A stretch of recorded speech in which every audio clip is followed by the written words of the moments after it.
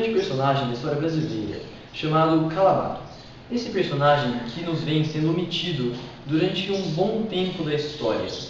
Porém, hoje nós vamos discutir sobre as verdades da história desse importante personagem. Domingos Fernandes Calabar foi um comerciante nascido da capitania de Pernambuco durante o século XVII.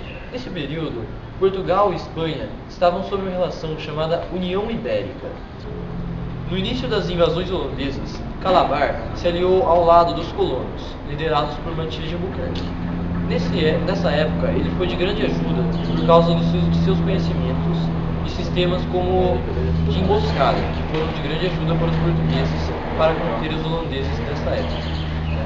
Mas, após isso, ele resolveu mudar de lado por causa da incompetência de alguns líderes lusitanos e, além disso, alguns descontentamentos, principalmente com o pagamento na parte financeira. Já que os holandeses lhe ofereceram um pagamento muito melhor pelos seus atos, ele resolveu trocar de lado por esse fato principalmente. Em 1633, Calabar se aliou aos holandeses, dando assim várias informações preciosas para estes mesmos das estratégias utilizadas pelos colonos na época. Assim, por este ato, ele foi considerado um grande traidor da pátria por toda a história brasileira. Em 14 de março de 1630, Calabar lutou uma das maiores batalhas de sua vida, onde estava defendendo o arraial de Bom Jesus, que estava sofrendo um ataque direcionado do tenente-coronel Steencalenkus. Em 1635, Calabar lutou contra os holandeses na Batalha de Portugal, atual Alagoas. Em meio aos conflitos, o nativo Sebastião Souto jurou fidelidade ao lado holandês. Assim, após isso, ele delatou o agrupamento português na área. Porém, este delato que ele fez já estava dentro de um complô feito para capturar Calabar.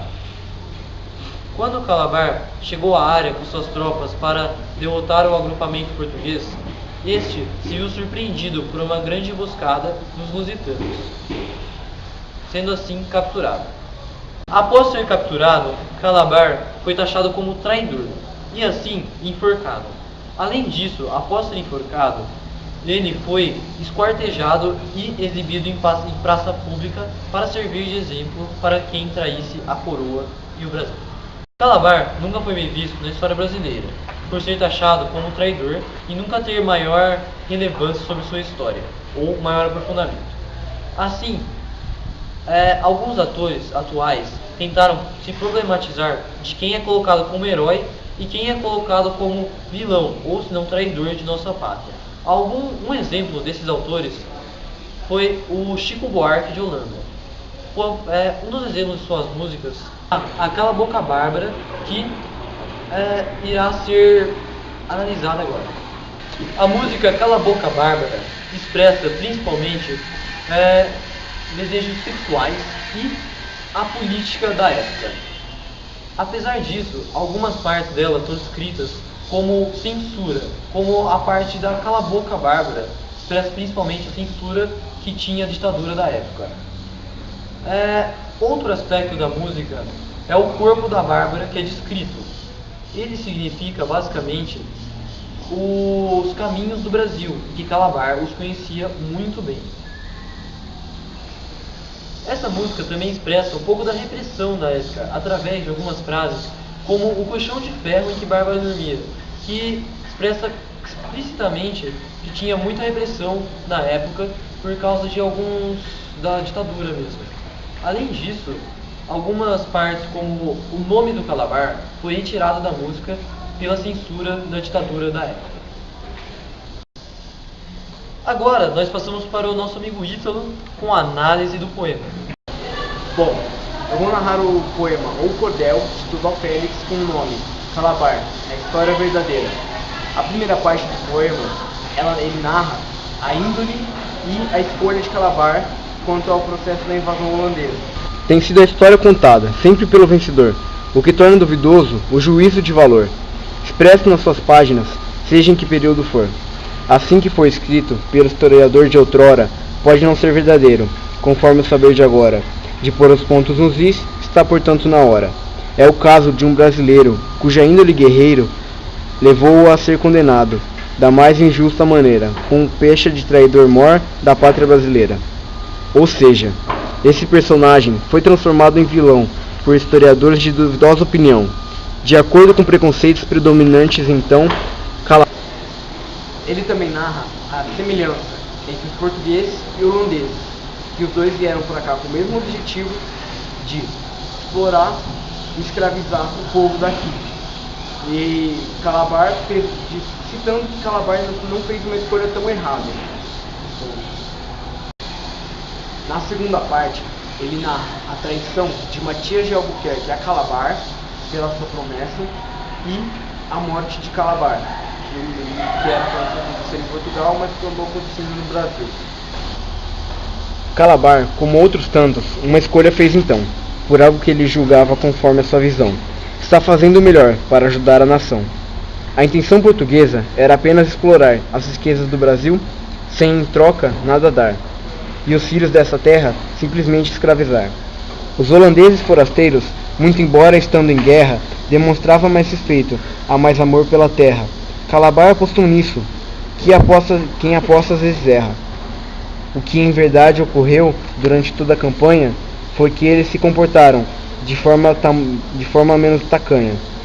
E Portugal nessa época, quem dominava era a Espanha. Que estava do lado certo, tinha ele plena certeza. Lutou em muitos combates, com valentia e destreza, derramando o próprio sangue no arraial na defesa. Porém, o seu sacrifício nunca foi reconhecido. Para Matias de Albuquerque, ele era apenas tido como um nativo, mais nada, um mameluco metido. Mais uma vez, Calabar demonstrou sua grandeza, ao decidir atender à exigência portuguesa, que um final cruel teria, tinha a mais plena certeza. Confirmou-se realmente toda a sua previsão, apesar das garantias dadas para sua rendição, que Calabar seria preso, porém não morto. O rancor dos portugueses era infinito, porém o que fez com que o acordo de nada valesse, nem os termos de rendição tivesse valor também. Sem direito de defesa, foi julgado e condenado a morrer em praça pública como um praxe, enforcado, tendo após o enforcamento seu corpo esquartejado. Ódio, inveja e covardia, triunfante finalmente, essa é a real trajetória de um brasileiro valente que morreu por sua terra de maneira consciente. Conclusão. Segundo o poema, Calabar não foi traidor, ele simplesmente fez uma escolha e pagou o preço pela sua escolha. Apresentaremos brevemente as visões sobre as invasões holandesas e também sobre Calabar. O livro apresenta brevemente a visão das invasões holandesas, sobre como os holandeses são considerados primeiramente como uma espécie de ajudantes ou pessoas que trouxeram bem para a colônia brasileira. Porém, após um tempo, eles são vistos como vilões, ou seja, eles são abominizados pelos portugueses e também são expulsos por eles.